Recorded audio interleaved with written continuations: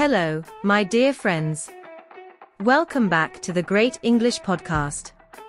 I'm Catherine. And I'm Mark. Today, we're going to talk about something that every English learner encounters at some point, common mistakes and how to avoid them. That's right, Mark. Learning a new language is a journey filled with challenges, but understanding where you might go wrong can really help you improve faster. So, let's dive right in. One of the most common mistakes we see is confusion between there, and there. These homophones sound the same but have different meanings. There refers to a place, there shows possession, and there is a contraction for they are. Exactly. For example, there is a book on the table, their book is on the table, and they are reading a book on the table. Practicing sentences like these can help you remember the differences. A helpful tip is to create flashcards with sentences using there, and there. This way, you can practice regularly and reinforce the correct usage. Additionally, try writing short stories or paragraphs where you consciously use these words correctly. Over time, it will become second nature. Another frequent mistake is using the wrong preposition. Prepositions can be tricky because they don't always translate directly from other languages.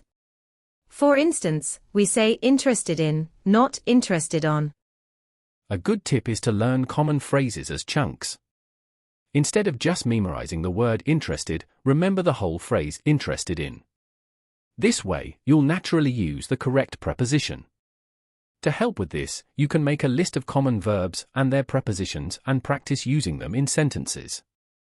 And don't forget about phrasal verbs. They can be particularly confusing because the meaning of the whole phrase is often different from the meanings of the individual words. For example, look up can mean to search for information. It's different from simply look or up. Yes, phrasal verbs are a big part of everyday English, and they can be tricky. One strategy is to keep a phrasal verb journal where you write down new ones you come across, along with their meanings and example sentences. Reviewing this journal regularly will help you remember them. Speaking of prepositions, let's talk about in, on, and at when referring to time and place. For time, we say in the morning, on Monday, and at 5 p.m. For place, we use in a city, on a street, and at an address. Great point, Catherine. These small words can make a big difference. A good exercise is to create a daily schedule and describe your activities using the correct prepositions. For example, I have a meeting at 9 a.m., I go for a walk in the evening, and I will visit my friend on Saturday.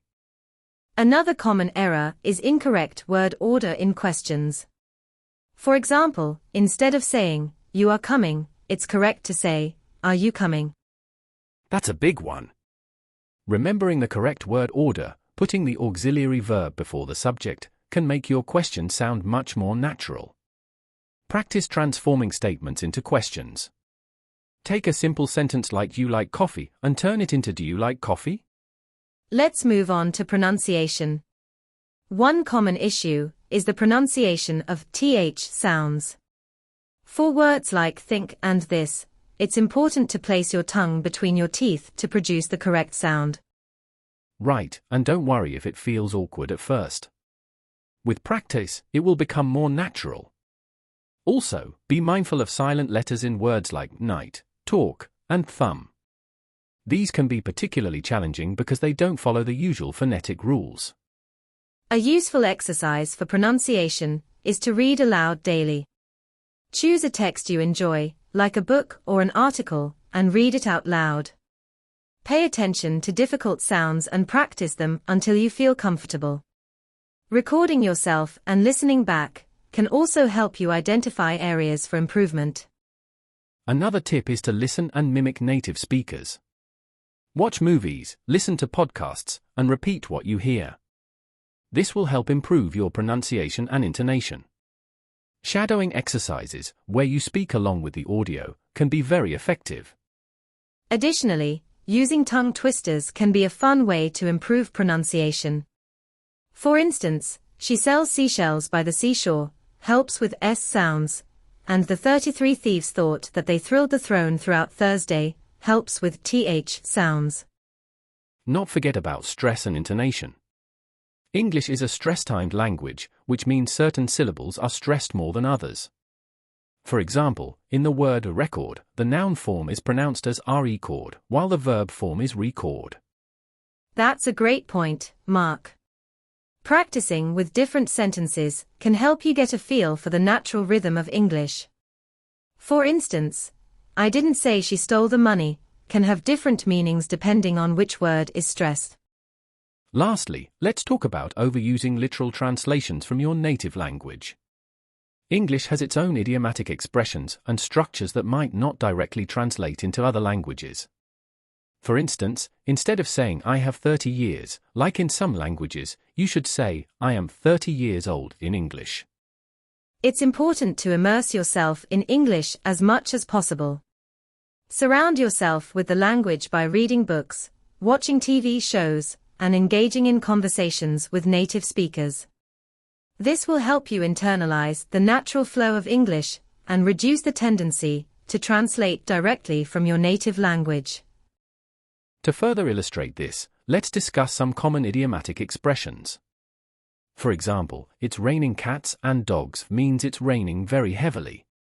Understanding idioms can help you sound more like a native speaker. Yes, and idioms can be quite fun to learn. Another example is to hit the nail on the head, which means to describe exactly what is causing a situation or problem. Try using new idioms in your conversations to get used to them. To sum up, being aware of these common mistakes and practicing regularly will definitely help you improve your English skills. Let's review the key points we've discussed today. First, we talked about homophones like there, and their. Practicing sentences and writing stories can help you remember the differences. Next, we discussed prepositions. Learning common phrases as chunks and keeping a phrasal verb journal can make it easier to use prepositions correctly. We also covered the correct word order in questions. Transforming statements into questions and practicing them regularly will help you get the hang of it. Pronunciation was another big topic.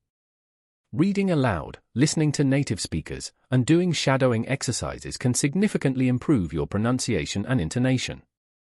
Finally, we talked about avoiding literal translations from your native language. Immersing yourself in English through various media and conversations is key to internalizing the natural flow of the language. Remember, making mistakes is part of the learning process. Don't be afraid to make them, but also learn from them. Keep practicing and stay confident. And that's it for today's episode. We hope you find these tips helpful. If you did, please hit the like button and subscribe to the Great English Podcast. And, as always, feel free to leave your comments and questions below. Thanks for listening, everyone. Until next time, keep practicing and stay motivated. Bye for now.